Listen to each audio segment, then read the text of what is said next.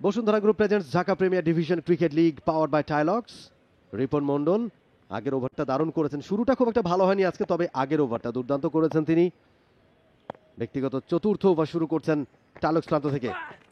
নতুন ওভারে প্রথম বল, একটুখানি গতিটা কমিয়ে দিয়েছিলেন শেষ মুহূর্তে, একটা রানের জন্য খেলেছেন। স্ট্রাইক রোটেশন প্রথম বল থেকেই রনি তালুকদার, তিনি অবশ্য ইমন ছিলেন সেই ক্ষেত্রে, রনিকে স্ট্রাইকে ফিরিয়েছেন। ৬৬ এক উইকেটে, প্রায় ৬ করেই প্রতি ওভারে রান তুলছে মোহামেডান স্পোর্টিং ক্লাব। খুব ভালো একটা স্টার্ট। মিরপুরের উইকেট যে ধরনের বিহেভ করে, আবাহনীর একজন সমর্থক পতাকা উড়াচ্ছেন, দেখতে খুবই ভালো লাগছে, রঙিন হয়ে উঠছে মিরপুর শেরের বাংলা হোম অফ ক্রিকেট আজকের দিনটায়, সেই অলিখিত ফাইনাল দুই চির প্রতিদ্বন্দ্বীর মধ্যে। ভালো ডেলিভারি স্টাম্পের উপরে, এবং ঠিকই বলেছেন, এবং দেখতে কিন্তু ভালো লাগছে যখন গ্যালারিতে আমরা দেখছি দর্শকদেরকে, কিছু কিছু উপস্থিতি দেখছি, এবং নতুনভাবে রং চড়েছে গ্যালারিতে।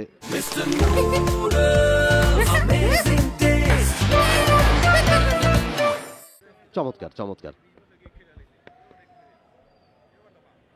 আবাহনীর পতাকাটা ওড়ানো প্রয়োজন এই মুহূর্তে, কারণ উইকেটটা প্রয়োজন রনি তালুকদারের।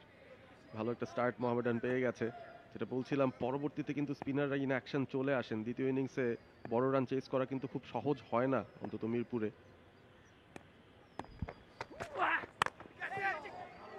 স্ট্যাম্প টু স্ট্যাম্প বল করছেন, স্ট্যাম্পের উপরে ছিল সরাসরি ফিল্ডারের কাছে মোসাদ্দেক সৈকত, একটু অ্যাগ্রেশনও দেখাচ্ছেন। সৈকতের কথা বলছিলেন যে তিনি আসলে বল হাতে অনেক বেশি ইমপ্রেসিভ এবারের আসরে ছিলেন অবশ্যই, এবং মোটামুটি তার বোলিং পারফরমেন্স দিয়েই একাধিকবার তিনি প্লেয়ার অফ দ্য ম্যাচও হয়েছেন, যেটা আমরা দেখছিলাম। তবে ব্যাট হাতে যে খুব একটা খারাপ করেছেন তেমনও নয়। একজন পরিপূর্ণ অলরাউন্ডার যদি খুঁজতে হয়, আমার মনে হয় এবারে ডিপিএল এ মেহেদী হাসান মিরাজ বাদ দিলে অবশ্যই সেই জায়গাটায় মোসাদ্দেক হোসেন সৈকতের নামটাই আসে, এবং ভালো পারফর্ম করলে পুরস্কার মেলে। পুরস্কারটা পেয়েও গেছেন। শক্তিশালী নিউজিল্যান্ড এ দলের বিরুদ্ধে বাংলাদেশ এ দলের যে স্কোয়াড, সেখানে কিন্তু জায়গা করে নিয়েছেন তিনি। এক্স্যাক্টলি, এবং সবচেয়ে বড় পুরস্কারটা হবে যখন তিনি যদি দলকে জেতাতে পারেন। হয়তো ম্যান অফ দ্য ম্যাচ পেয়েছেন, সেটাও অবশ্যই পুরস্কার, সেটাও একটা অ্যাচিভমেন্ট, কিন্তু সবচেয়ে বড় পুরস্কারটা তখনই হবে যদি তিনি দলকে জেতাতে পারেন, আরেকটা ট্রফি এনে দিতে পারেন, হ্যাটট্রিক শিরোপা দলকে জেতাতে পারেন। আগের দুটো শিরোপা কিন্তু এই আবাহনী জিতেছে। এবারে অনেকটা উপরে উঠে গেছে, আউট হয়ে যেতে পারেন রনি তালুকদার, এবং ইয়েস, আউট হয়ে গেলেন। দ্বিতীয় উইকেটের পতন, দারুণ একটা ডেলিভারি রিপন মন্ডলের। যে শর্ট বল রনি তালুকদারের শক্তির জায়গা, সেই শর্ট বলেই কাটা পড়লেন তিনি। এ যাত্রায় টাইমিংটা হয়নি একেবারে রাকিবুলের জন্য। সহজতর ক্যাচ, অনেক সময় পেয়েছেন, ক্যাচটা লুফে নিয়েছেন।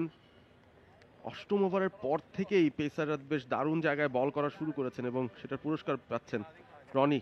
আবারও হ্যান্ড আই কোঅর্ডিনেশনে খেলার চেষ্টা, ব্যাকফুটে ওয়েট ট্রান্সফারটা ঠিকভাবে করতে পারেনি, এবং এ কারণে একটা লিডিং এজের মতো বল কিন্তু উঠে গেছে। খুব সহজ ক্যাচ, ক্যাচিং মিড উইকেটে দাঁড়ানো ফিল্ডার ক্যাচটা শুধুমাত্র ধরলেন। 50 দেখা আজকে পেলেন না Roni.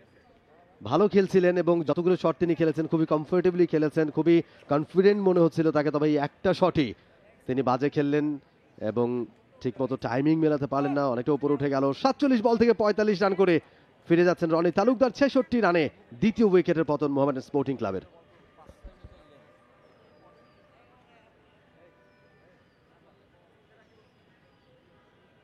For more updates, subscribe to our YouTube channel and click on the bell icon. Follow us on Facebook and Instagram. Download T-Sports app to enjoy exciting games and highlights. Visit tsports.com.